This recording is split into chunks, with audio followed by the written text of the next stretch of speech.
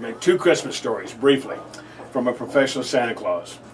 About 40 years ago, give or take, I worked at Famous and Sears as a professional Santa Claus. I was out of school trying to get the money to get back in school without borrowing money to pay tuition. And I got a call from a woman who asked me to come visit her 3 children for Christmas over near Arsenal near Tower Grove. And I wasn't sure the store would let me take the costume out of the store because I was only 21. I'd only been there a week and a half, and they said, yeah, you can borrow it. That's back when the stores were closed on Sunday. So I called her and said I would do it, and she asked how much I would charge her, and I told her I had no idea how much to charge her. I made about $5 an hour, which wasn't bad then. And she said, well, the guy down at Sticks Bar in Fuller, which won't be much to many people in St. Louis, wants $50 a visit. I thought, God, that's more than I'm making a day.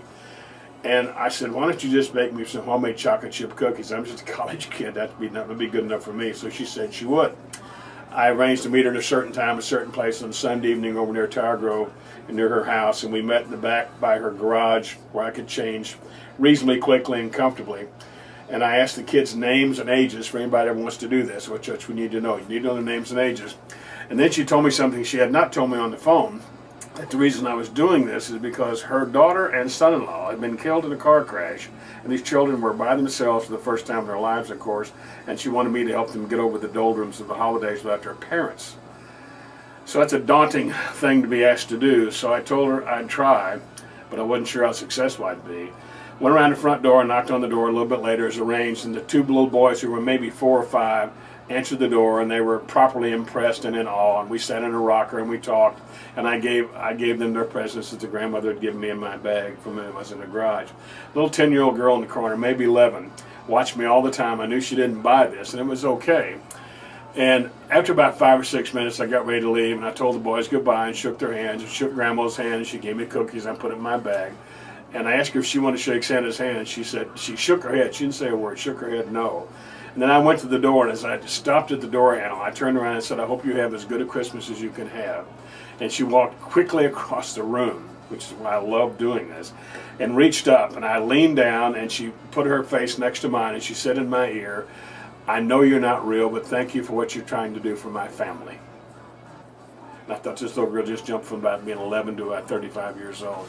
She was the mother. It was like her family.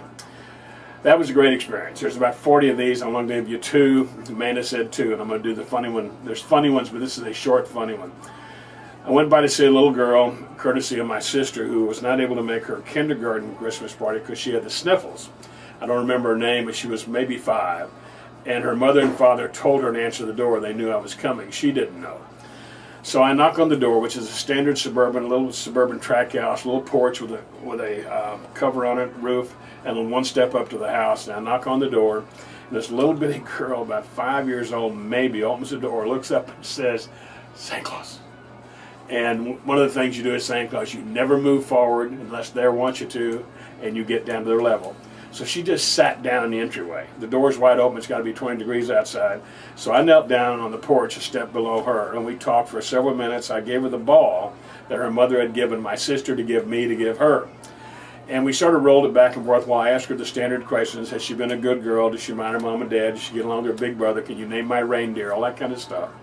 And after about 5 or 6 minutes, the house was getting cold, and I didn't want to bore her. So I said I had to leave because I had other children to see. And asked her to shake my hand. She said sure, and she stood up and I stood up to shake her hand, and then I let the ball drop in front of her. I thought she'd catch it, but she was distracted by something for just a second, and the ball kind of went behind her, and I saw this happen. What happened next I didn't know about for almost a day.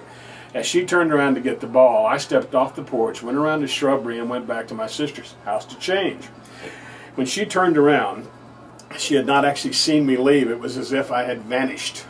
And she looked at her mom and dad, open mouthed, and then she stepped onto the porch. Then she walked out into the front yard, looked up at the starlit sky, and said, he just flowed away.